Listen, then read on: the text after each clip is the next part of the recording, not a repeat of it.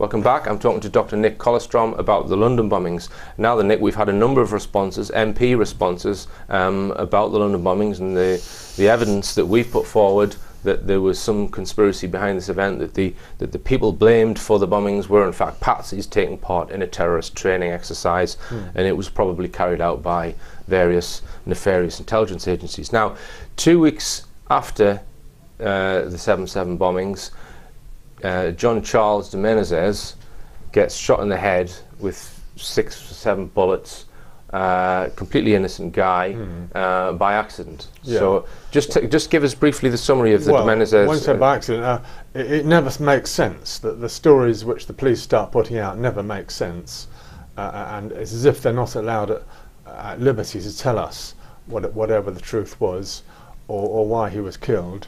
Or it seems they may have mistaken him for someone else. And Cressida Dick, who was in Gold Command, in the this bronze, silver, gold, in a hierarchy that's set up for dealing with these crises, she has some clear responsibility for all this. So she was the person who was carrying the can, if you like, for the fact that de Menezes mistakenly got shot.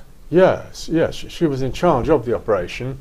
I mean, she made some claim that she couldn't hear fully what was going on in the tube at the time, but she was responsible, and then she gets promoted afterwards. So she's now assistant commissioner, and you were telling me before the interview that anyone who has detailed knowledge of these false flag operations, if you know something about how it was perpetrated, you're going to get promoted after the event. This especially happened in America with the 9/11 event, of chief perpetrators getting promoted.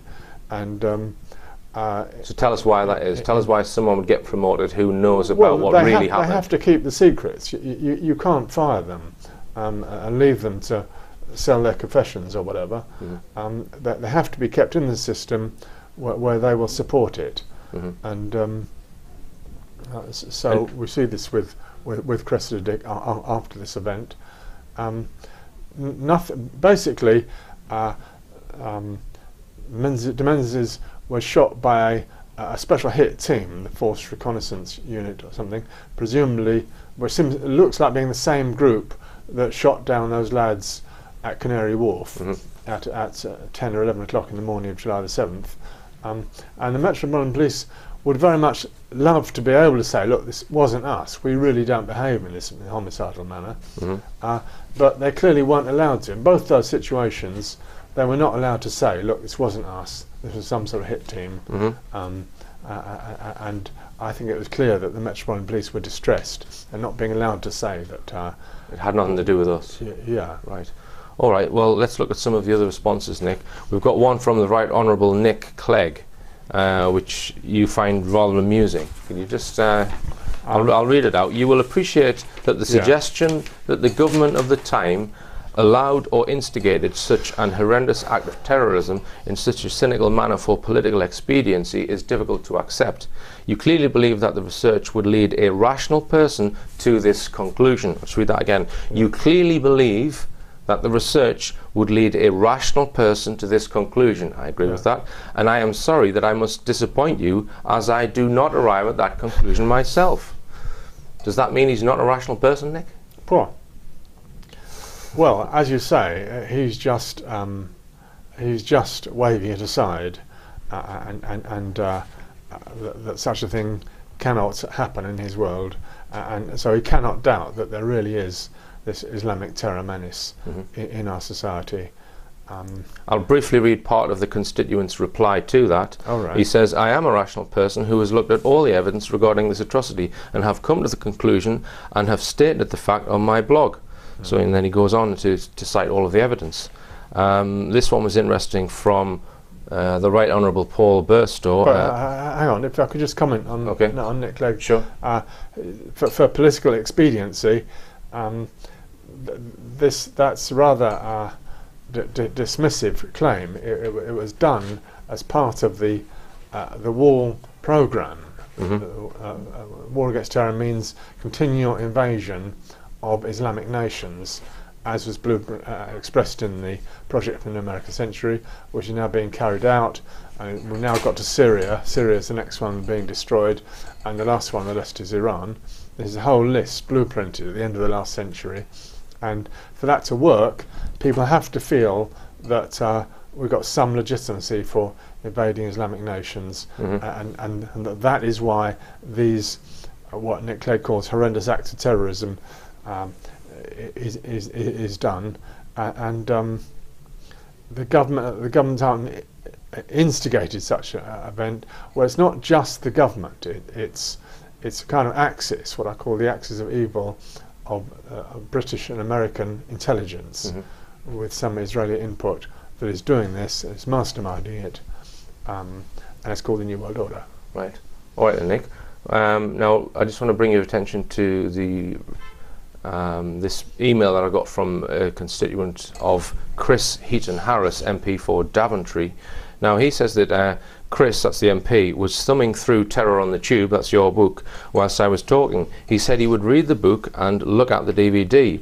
Having noticed that David Davis was mentioned near the front of the book, he mentioned that he is a friend of David Davis, and that David is scathing about the security state that we are turning into. David has hundreds of thousands of people that contact him with different theories about different things, and Chris was sure that David will have heard about 7/7 being an inside job, and he will get David Davis's take on this. Wonderful, yeah. So do you know anything about David Davis' take on this? Well, so does he think 7/7's an inside job? Well, he has called for an impartial inquiry on the subject, which is as far as you would say that's as far as MPs can go, then. Yeah. But also he's expressed great doubts about 9/11, and that we shouldn't necessarily believe the American narrative on 9/11. And I think that was some years ago. I think he keeps his head down now on the subject. Didn't he go for Conservative leadership at one point against Cameron initially? Was he not one of the other candidates? He might have done. David Davis? Yes, he might have done. But before that, he was calling for doubt about this Al-Qaeda war concept. Like the Labour MP, like Robin Cook. Yeah. Robin Cook, who did 1 week before he was bumped off. Yeah. Okay. And have we mentioned Oliver Letwin? Because he's a fairly high-profile MP, or he was. You thought that was reasonably positive, did you not? Oliver Letwin, let's have a look. It says, "Thank you for your letter dated the 19th of October, which I received on the 5th of November. I am making some further inquiries on this and shall write to you again shortly." Yeah. So he's accepted the information, and he says he's going to try and find out more. Yeah, I would say if there's any possibility of following that up with an actual visit, it could be very worthwhile. The surgery which the MP has to meet face to face. Okay. All right then, Nick. Now, you and I was contacted, well, I'll not say when, by somebody who, all I'm going to say is, seemed to have one foot in each of these camps. In other words, the Islamic section and the government section. And this person knew a lot of information about certain aspects surrounding the London bombings, far more than any person would unless they had inside information. Nick and I met with this person, and we did glean some further information from this person. Now, we can't really disclose everything that was discussed because it might compromise this person. Is that true to say, Nick? But let's just touch on a couple of things that we now think are coming together with regards the recruitment of the 4 patsies. We've discovered that Jermaine Lindsay was living in Huddersfield above the Iqra Learning Centre. Yeah, okay, so just tell us the significance of the fact that Jermaine Lindsay was living in Huddersfield and was attending or living in the Iqra Learning Centre. Yeah, so we're told Jermaine Lindsay was in Aylesbury at the time of this event, which doesn't have a lot of connection with Leeds, you see. So it's always been left rather mysterious what connection he had with other lads. And the Iqra Learning Bookshop, which was attacked with a battering ram by the police when they wanted to, they totally trashed the place, in fact. And that is near where Hasib Hussain lives, one of the 4 in Beeston.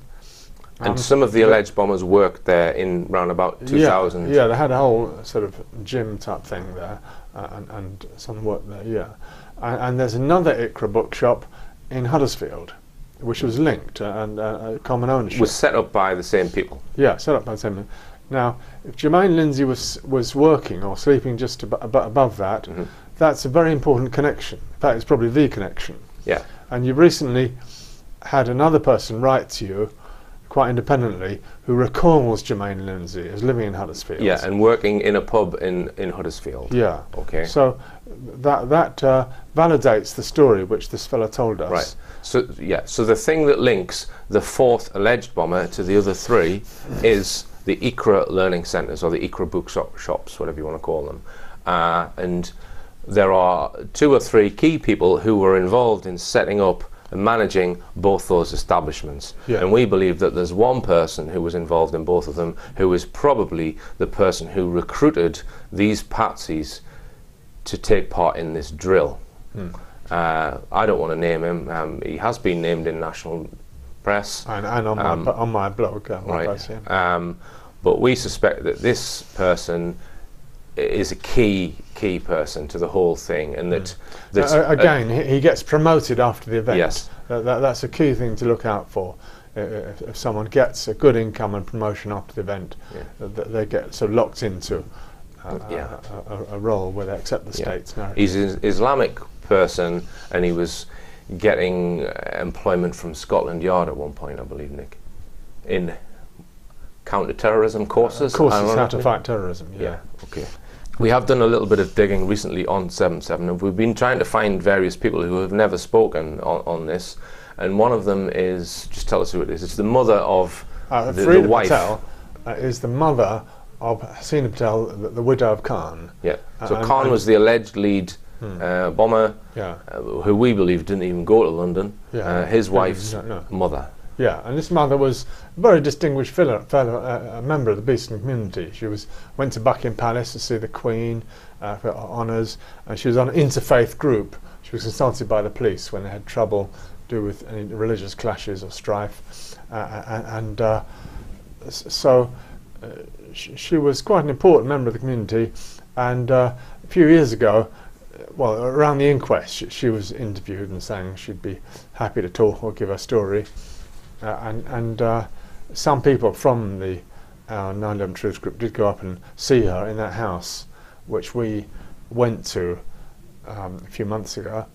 And when we went there, it was deserted, and nobody was living there, and nobody knew where she'd moved to, and we couldn't find any other address. So I reckon she has passed away. Right. She didn't look to me like she was about to,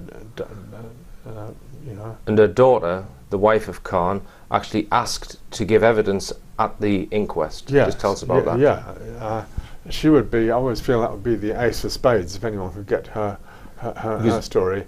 Hasina Patel. Just to she has remarried, taken the veil, changed her name, lives in Sheffield. So it's quite difficult for anyone to contact her now.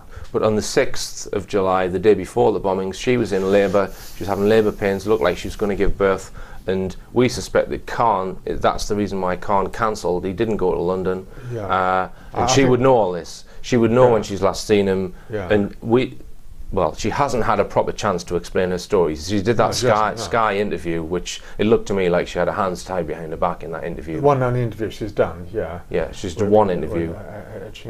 I think it was the fifth. She went into labour because I had a really good talk with Arshad Patel, her son, and she went into labour, and then she had a miscarriage on the morning of the 7th. A very remarkable synchrony there, which has never been properly discussed or commented on. And I think she was frantically trying to ring Khan on the 6th, or even the 5th, on the 6th, and couldn't get through to him. Farida Patel is the mother, Hasina Patel, but she has a new married name now. If anyone can help us contact her to get an interview with her, that would be very helpful, because we want to know what the dialogue was with Khan before the events took place, and she will know. Well, a whole lot of fabricated stories about Khan. She'd be able to tell people what's what. But she was held in police custody for quite a while. Yes, she was. She was held in Paddington Green police custody she wasn't quite sure what the charge was supposed to be. But, okay then, Nick, now by the time this interview goes out, I will have recontacted some of these constituents to get them to write to their MPs again, the ones that are sympathetic to the information, with the intention of trying to create some sort of renegade group of MPs. And as I say, by the time this airs, this will have all been done. All right. So what do you think the best tack is to actually do that?